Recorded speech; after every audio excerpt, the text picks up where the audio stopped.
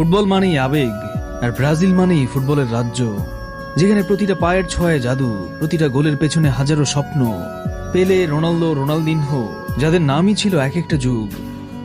5 বারের বিশ্ব champion Brazil একসময় দুনিয়াকে শেখাতো জেগো বেনিতো, অর্থাৎ সুন্দর খেলা কাকে বলে। কিন্তু সময় বদলেছে। 2014 সালে নিজ মাঠে জার্মানির কাছে 7-1 গোলে লজ্জাজনক হার, সেই রাতটা যেন দুঃস্বপ্ন হয়ে গেঁথে আছে কোটি ব্রাজিল সমর্থকদের হৃদয়ে। এরপর 2018, 2022 কোনোবারই সেই পুরনো ব্রাজিলকে আর দেখা যায়নি। হ্যাঁ, এখন তারকার অভাব নেই, নেইমার আছে, ভিনিসিয়াস আছে রদ্রিগো, কিন্তু তারা যেন একসাথে আলো ছড়াতে পারছে না। দলের পরিকল্পনার অভাব, বোঝাপড়ার ঘাটতি, ফুটবল ফেডারেশনের ভেতরে গোজামিল, আর ঘরোয়া লিগের দুর্বল অবস্থাও দলের উন্নতিতে বাধা হয়ে দাঁড়িয়েছে। তবু আশা শেষ হয়নি। আজও ব্রাজিলের রাস্তায়, বস্তিতে, গ্রামের ধুলোমাটিতে হাজারো শিশু বলের পেছনে ছোটে, চোখে একটাই স্বপ্ন, একদিন দেশের হয়ে খেলবে, মাথা উঁচু করে ব্রাজিলকে আবার রাজা বানাবে।